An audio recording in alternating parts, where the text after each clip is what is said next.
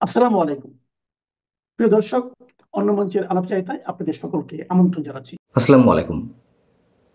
রাশিয়ার president Vladimir Putin Bharat সফরে রয়েছেন, কিন্তু তার এই সফরকে কেন্দ্র করে বাংলাদেশের সাবেক প্রধানমন্ত্রী শেখ হাসিনার প্রসঙ্গটি দেশটির অর্থাৎ ভারতের প্রভাবশালী বেশ কিছু গণমাধ্যমে উঠে এসেছে।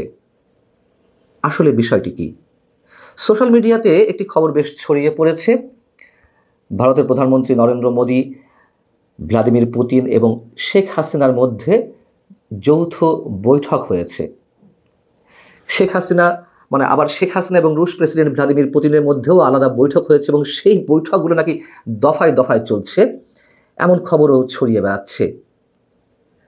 ব্যক্তিগতভাবে আমার কাছেও কেউ কেউ ফোন দিয়ে জানতে চেয়েছেন আসলে বিষয়টি কি, শেখ হাসিনা এবং ভ্লাদিমির পুতিনের মধ্যে কোনো বৈঠক হয়েছে কিনা।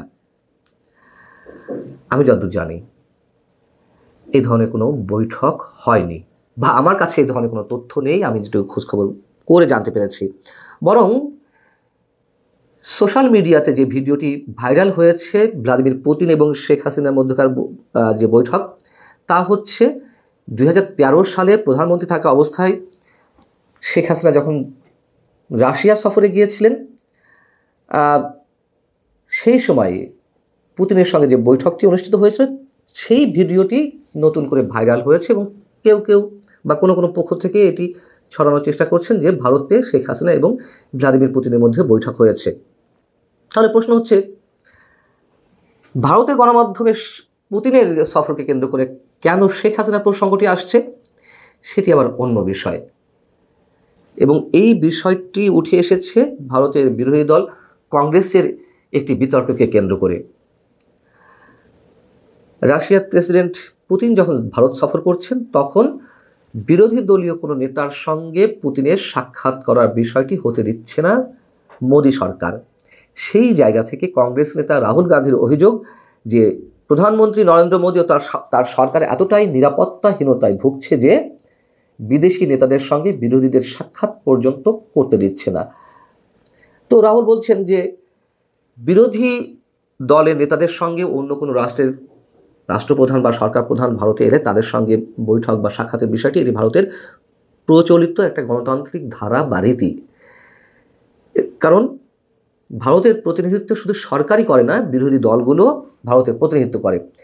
সেই জায়গা থেকে তাদের পক্ষ থেকে দাবি করা হচ্ছে যে 2024 নির্বাচনের পর কংগ্রেস আবারও বিরোধী দলে বসলেও এর পরবর্তীতে যেসব সরকার প্রধান বা রাষ্ট্রপ্রধান ভারত সফরে গেছেন তাদের সবার সঙ্গে কংগ্রেসের বৈঠক হয়েছে, কংগ্রেস নেতাদের। তার মধ্যে 2024 সালের 9 জুন সাবেক প্রধানমন্ত্রী শেখ হাসিনা যখন ভারত সফরে গিয়েছিলেন, তখন সোনিয়া গান্ধীর সঙ্গে বৈঠক হয়েছে, রাহুল গান্ধীর সঙ্গে বৈঠক হয়েছে। এবং তারই ধারাবাহিকতায় মালয়েশিয়ার প্রধানমন্ত্রী আনোয়ার ইব্রাহিম, কিংবা নিউজিল্যান্ডের প্রধানমন্ত্রী ক্রিস্টোফার লাকসন, অথবা মরিশাসের প্রধানমন্ত্রী নবীন চন্দ্র রামগুলাম, তারাও যখন ভারতে গেছেন তখন কংগ্রেসের নেতাদের সঙ্গে বৈঠক হয়েছে। এই প্রসঙ্গে শেখ হাসিনার প্রসঙ্গটি এসেছে এবং শেখ হাসিনার সঙ্গে সোনিয়া গান্ধীর বৈঠক বা অন্য নেতাদের সঙ্গে বৈঠক, এই ছবিগুলো প্রকাশিত হচ্ছে। এখন যদি কেউ প্রশ্ন করেন তাহলে কি নরেন্দ্র মোদীর সঙ্গে পুতিনের সাথে যে বৈঠক, সেই বৈঠকেও কি বাংলাদেশ প্রসঙ্গে কোনো আলোচনা ওঠেনি? আমার যতটুকু ধারণা বাংলাদেশ প্রসঙ্গ এসেছে। তার কারণ এই অঞ্চলে ইন্দো প্যাসিফিক স্ট্র্যাটেজি বাস্তবায়নের জন্য যুক্তরাষ্ট্র কখনো কখনো ভারতকে লোকাল এজেন্ট মনে করছে, কখনো কখনো ভারতকে বাদ দিয়ে তারা তাদের স্ট্র্যাটেজি বাস্তবায়নের চেষ্টা করছে। কিন্তু শেষমেশ তারা দেখছে যে ভারতকে বাদ দিয়ে এটি সম্ভব নয়। এবং বাংলাদেশের মধ্যে দিয়ে মিয়ানমারের করিডোর দেওয়ার যে বিষয়টি আলোচনায় উঠেছিল, সেটিকে কেন্দ্র করে আরও নানান ইস্যুতে, যখন ভারতের সঙ্গে শুল্ক ইস্যুতে যুক্তরাষ্ট্রের সঙ্গে একটা শিথিল সম্পর্ক চলছিল, তখন আমরা দেখলাম যে ভারত, চীন এবং রাশিয়া আলাদা একটি জোট গঠন করছে যুক্তরাষ্ট্রের প্রভাব মোকাবেলার জন্য, যদিও সেটি আর পরবর্তীতে আর এগোয়নি। তো এই অঞ্চলে আঞ্চলিক নিরাপত্তা কিংবা ব্যবসা বাণিজ্য সংক্রান্ত নানান ইস্যুতে ভারত তো সবসময় ব্যালেন্স করে চলছে। যুক্তরাষ্ট্রের সঙ্গেও তাদের সম্পর্ক রাখতে চাইছে, আবার রাশিয়ার সঙ্গে তাদের সম্পর্ক তো রয়েছেই। এদিকে আমাদের মুক্তিযুদ্ধে অকৃত্রিম বন্ধুত্বের যে পরিচয় দিয়েছে, সাহায্য করেছে ভারত এবং রাশিয়া, সেই মুক্তিযুদ্ধের নেতৃত্ব দানকারী দল হিসেবে আওয়ামী লীগের সঙ্গে তাদের ভালো সম্পর্ক রয়েছে। আওয়ামী লীগ এখন ইতিহাসের সবচেয়ে মহা সংকটে রয়েছে। শেখ হাসিনা ভারতে আশ্রয় নিয়ে আছেন। এই জায়গাগুলোতে নিশ্চয়ই ভ্লাদিমির পুতিনের সঙ্গে নরেন্দ্র মোদীর আলোচনা হয়েছে, এটি আমি মনে করি।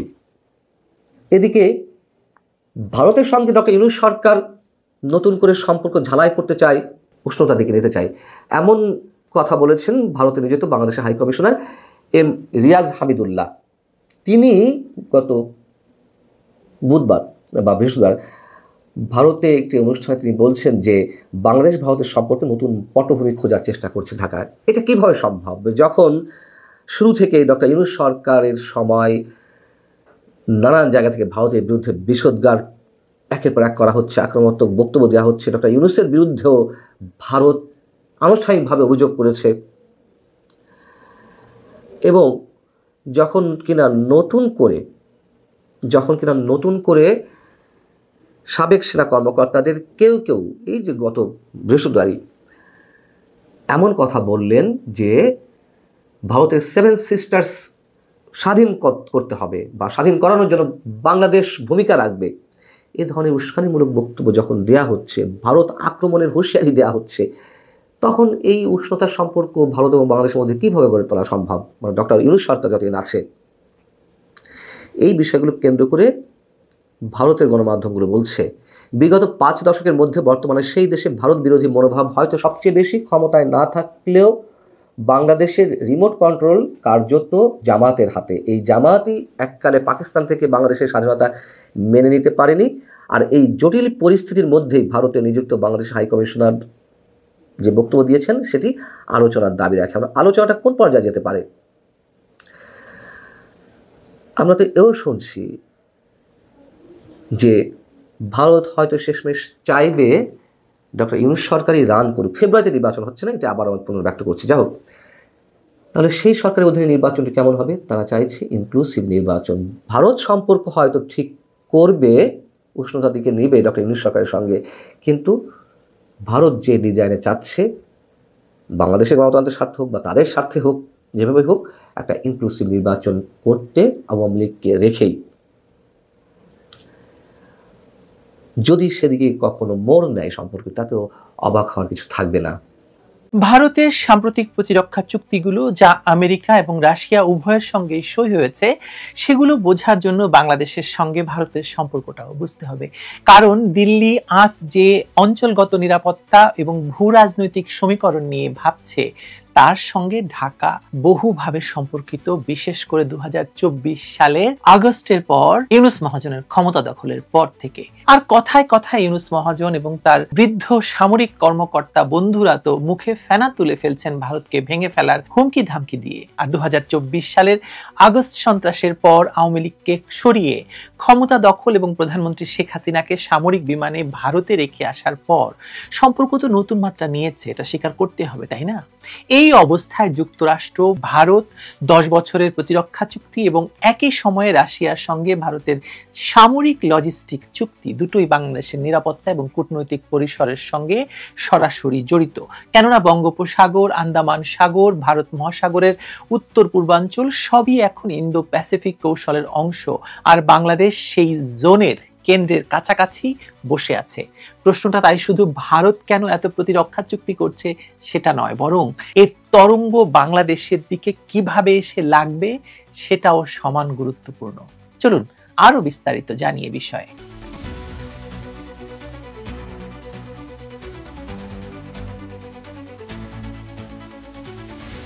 রাশিয়ার প্রেসিডেন্ট ভ্লাদিমির পুতিন ভারত সফর করছেন। বৈশ্বিক বাস্তবতায় ভ্লাদিমির পুতিন সেই ব্যক্তি প্রেসিডেন্ট ট্রাম্পের পরেই যার নাম আলোচিত। এর আগে মার্কিন যুক্তরাষ্ট্রের সঙ্গেও এই প্রতিরক্ষা চুক্তি হয়েছে ভারতের। ভারত এই মুহূর্তে যে গতিতে একের পর এক প্রতিরক্ষা চুক্তি করছে, সেটা কোনো বিচ্ছিন্ন কূটনৈতিক ঘটনা নয়, বরং এটা আসলে একটি বড় কৌশলগত পুনর্গঠন বা কৌশলগত সিদ্ধান্তের অংশ। রাশিয়ার সঙ্গে সামরিক লজিস্টিক চুক্তি, আবার একই সময়ে যুক্তরাষ্ট্রের সঙ্গে 10 বছরের প্রতিরক্ষা কাঠামো চুক্তি, এই দুই চুক্তি পাশাপাশি রেখে দেখলে ভারত কি করতে চায় সেটি বেশ স্পষ্ট হয়ে যায়। ভারত কারো শিবিরে পুরোপুরি ঢুকছে না, এটা নিশ্চিত। বরং সে নিজেকে এমন এক জায়গায় বসাচ্ছে যেখানে থেকে সবাইকে একসঙ্গে কাজে লাগানো যায় নিজের শর্তে।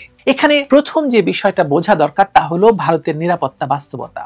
ভারত একমাত্র এমন বড় শক্তি যার একসঙ্গে দুই পারমাণবিক শক্তিধর প্রতিপক্ষ পাকিস্তান এবং চীন দুটি দিক থেকে চাপ সৃষ্টি করে। পশ্চিমে পাকিস্তান, উত্তরে ও পূর্বে চীন। কাগজে কলমে শান্তি থাকলেও বাস্তবে সীমান্ত মানেই স্থায়ী উত্তেজনা। বাংলাদেশ দিয়েই তার প্রমাণ। লাদাখে চীনের সঙ্গে সংঘাত, কাশ্মীরে পাকিস্তান সমর্থিত জঙ্গিবাদ এবং বাংলাদেশকে কেন্দ্র করে পাকিস্তান যে ইস্টার্ন ফ্রন্ট বা পূর্ব ফ্রন্ট খোলার ঘোষণা দিয়েছে, এটাকেও এসব ধর্তব্যে আনতে হবে। এই যে তিনটি ফ্রন্ট ভারতের নিরাপত্তা ভাবনার কেন্দ্রবিন্দু হয়ে উঠেছে। এই বাস্তবতায় ভারত কোনো একটি শক্তির ওপর পুরোপুরি নির্ভর করতে পারে না। এটা যে কোনো বুদ্ধিমান রাষ্ট্রই করবে না। নির্ভরতা মানেই হচ্ছে ভবিষ্যতের ব্ল্যাকমেইল। ব্ল্যাকমেইল কে হতে চায় বলুন? ঠিক এখান থেকেই ভারতের বহুমুখী প্রতিরক্ষা চুক্তির ঘটনাটা দর্শনটা জন্ম নেয়। একদিকে যুক্তরাষ্ট্র এবং পশ্চিমা প্রযুক্তি, তথ্য বিনিময়, গোয়েন্দা সহযোগিতা, অন্যদিকে রাশিয়ার সঙ্গে লজিস্টিক সাপোর্ট, অস্ত্র রক্ষণাবেক্ষণ, যৌথ মহড়া। ভারতের লক্ষ্য একটাই, যুদ্ধ হলে যেন কারো দরজায় দাঁড়িয়ে অনুমতির অপেক্ষায় থাকতে না হয় ভারতকে। রাশিয়ার সঙ্গে সাম্প্রতিক রেলস চুক্তি এই কৌশলের একটি বড় স্তম্ভ। এর অর্থ শুধু কাগজে কলমে সহযোগিতা নয়, বরং বাস্তবে রাশিয়ার সামরিক ঘাঁটি ভারতীয় বাহিনীর ব্যবহারের জন্য খুলে গেল। মধ্য এশিয়ার একাধিক রুশ ঘাঁটি যেখানে রণতরী, যুদ্ধবিমান, ডুবোজাহাজের লজিস্টিক সাপোর্ট পাওয়া সম্ভব। এই সুবিধা ভারতের জন্য বিশাল কৌশলগত লিভারেজ। বিশেষ করে আফগানিস্তান, পরবর্তী মধ্য এশিয়া, চীনের পশ্চিমাঞ্চল, পাকিস্তানের উত্তর পশ্চিম দিক, সব মিলিয়ে ভারতের নজরদারির পরিধি অনেক বড় এবং বিরাট হয়ে গেল। এর সমান্তরালে যদি যুক্তরাষ্ট্রের ব্যাপারটি ধরি, যুক্তরাষ্ট্রের সঙ্গে 10 বছরের প্রতিরক্ষা কাঠামো চুক্তি আবার আরেক ধরনের শক্তি এনে দিচ্ছে ভারতকে। এই চুক্তি মূলত প্রযুক্তিগত তথ্য ও অপারেশনাল সমন্বয় নিয়ে।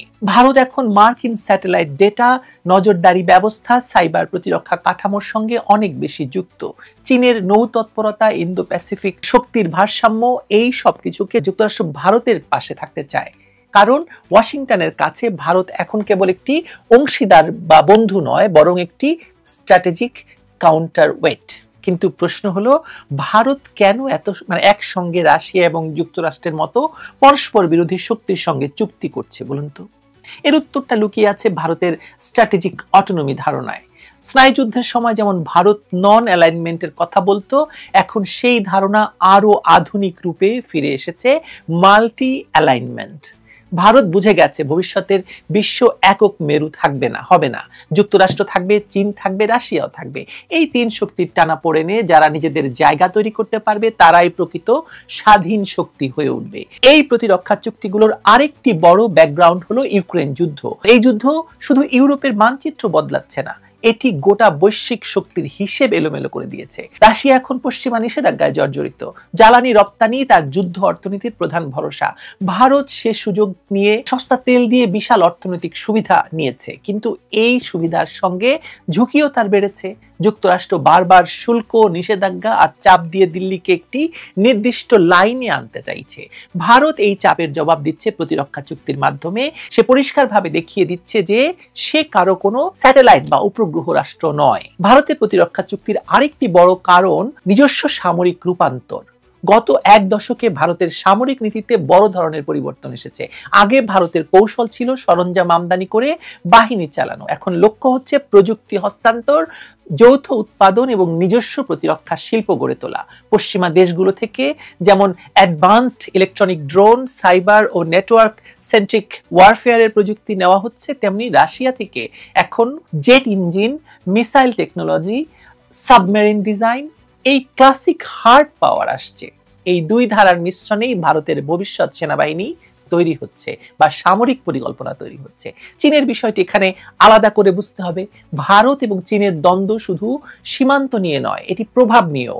ইন্দো প্যাসিফিক, আফ্রিকা, দক্ষিণ এশিয়া সবখানে এই দুই দেশের প্রভাব বিস্তারের প্রতিযোগিতা চলছে। যুক্তরাষ্ট্র ভারতের মাধ্যমে চীনকে ব্যালেন্স করতে চায়, আবার রাশিয়া চীনের উপর পুরোপুরি নির্ভরশীল হয়ে পড়তে চায় না। ফলে এই দুই শক্তি ভারতের দিকে হাত বাড়াচ্ছে। ভারত সেই সুযোগ ব্যবহার করছে, নিজেদের সুবিধায়, যেটা একটা বুদ্ধিমান রাষ্ট্র করে বা করে থাকে। এখানে পাকিস্তান ফ্যাক্টরও কম গুরুত্বপূর্ণ নয়। সাম্প্রতিক বছরগুলোতে পাকিস্তান আবারও মার্কিন বলয়ে ঢোকার চেষ্টা করেছে।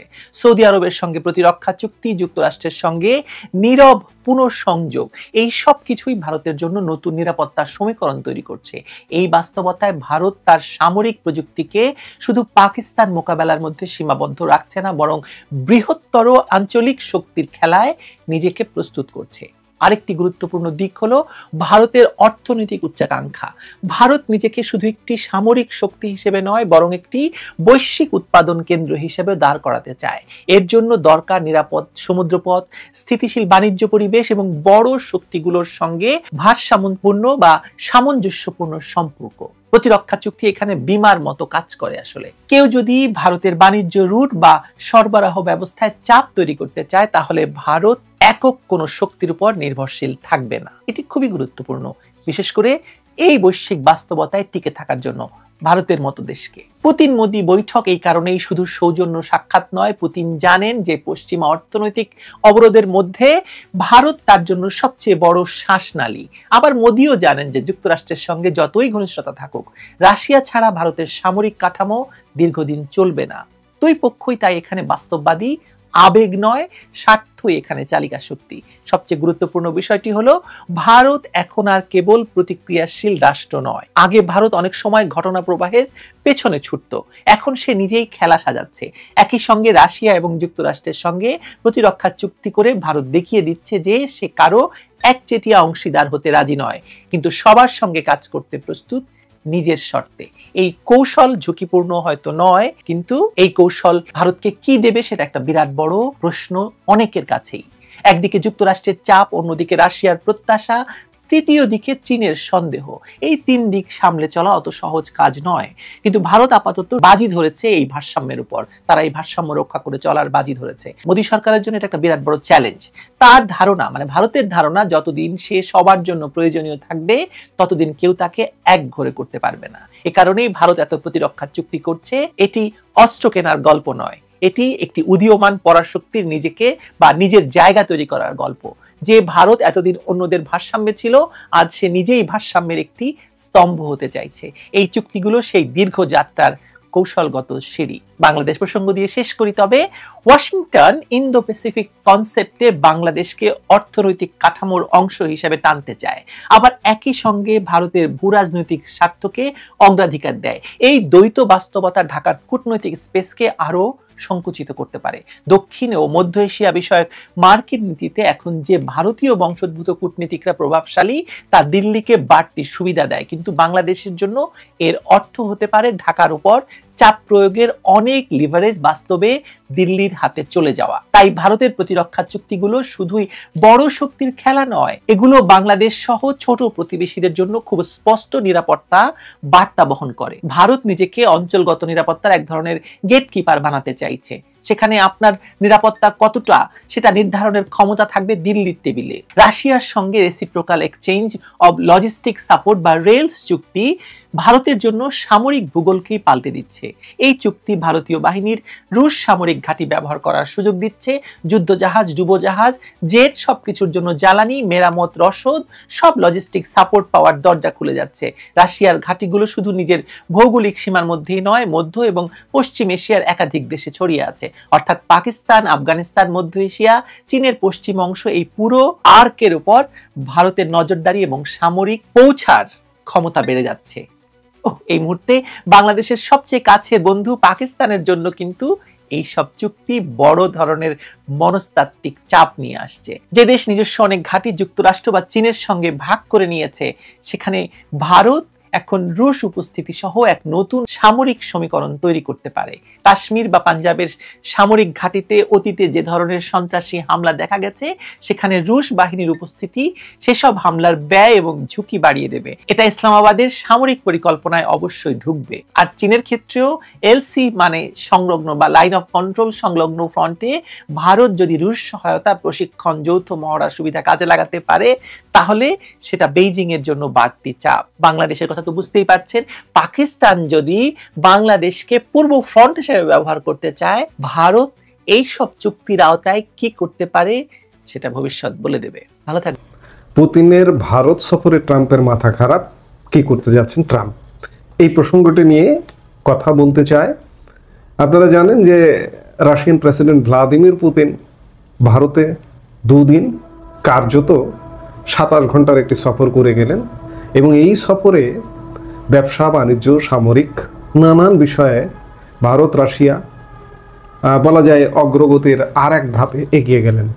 ইউক্রেন যুদ্ধের জন্য রাশিয়াকে অর্থনৈতিকভাবে একঘরে করতে চেয়েছিল আমেরিকা, চাপানো হয়েছিল সুইফট নিষেধাজ্ঞা। সুইফট দ্যাট মিনস এটি বিশ্বব্যাপী অর্থনৈতিক লেনদেনের একটা প্রক্রিয়া বা প্রসেস, যেটিকে বিস্তারিত বলতে হয় society for world wide inter bank financial telecommunication. এর মাধ্যমে বৈশ্বিক লেনদেন হয়।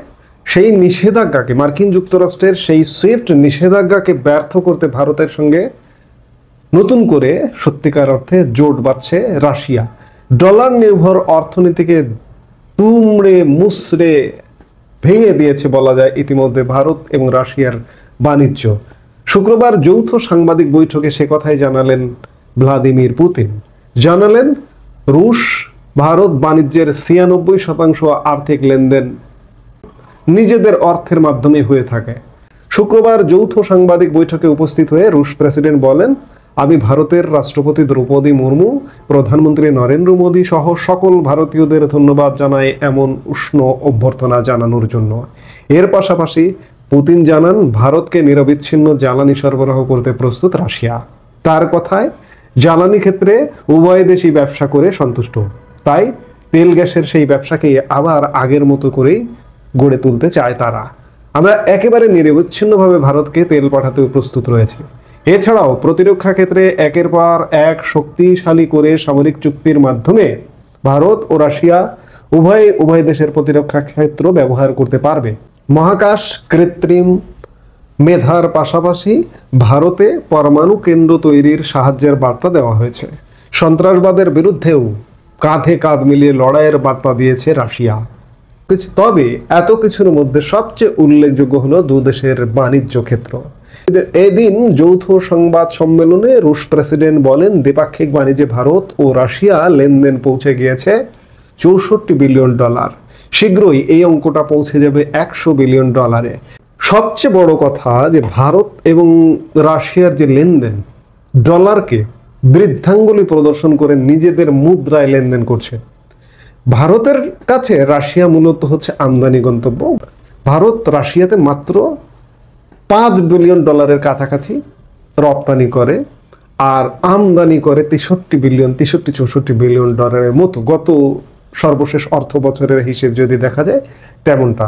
এর প্রধানতম কারণ জ্বালানি আমদানি করা হয়। বিশ্বের টোটাল সারা বিশ্ব থেকে যত জ্বালানি আমদানি করে এর প্রায় 35% জ্বালানি রাশিয়া থেকে ভারত এই মুহূর্তে আমদানি করে, যার কারণে বিশাল একটি আমদানি গন্তব্য হয়ে দাঁড়িয়েছে ভারতের রাশিয়া। আর সামরিক পারমাণবিক ইত্যাদি নানান ক্ষেত্রে নির্ভরতা দুদেশের বাড়ছে এবং সবচেয়ে আমি বললাম যেটি যে ডলারকে চ্যালেঞ্জ দিয়েছে, দিয়ে তারা নিজেরা রুবল এবং রুপিতে লেনদেন করছেন এবং ইতিমধ্যে 96% পৌঁছে গেছে। ভারত রাশিয়ার বাণিজ্য এই মুহূর্তে সর্বশেষ পরিসংখ্যান অনুযায়ী $68 বিলিয়ন আমদানি এবং রপ্তানি মিলিয়ে। অন্যদিকে মার্কিন যুক্তরাষ্ট্রের সাথে ভারতের বাণিজ্য প্রায় লেনদেন দুই দেশের আমদানি রপ্তানি মিলিয়ে $125 বিলিয়ন। মার্কিন যুক্তরাষ্ট্র বলা যায় ভারতের প্রধান রপ্তানি গন্তব্য। প্রায় $80-85 বিলিয়ন বাৎসরিক রপ্তানি করে মার্কিন যুক্তরাষ্ট্র এবং যুক্তরাষ্ট্র থেকে আমদানি করে $40 বিলিয়ন মতো। এই মোট মিলিয়ে $125 বিলিয়ন। কিন্তু রুশ প্রেসিডেন্ট গতকাল ভারত সফরে এসে ঘোষণা দিলেন যে আমাদের 64 বা আমদানি রপ্তানি মিলিয়ে যে $68 বিলিয়ন এটি অচিরে এটিকে $100 বিলিয়ন নিয়ে যাবে।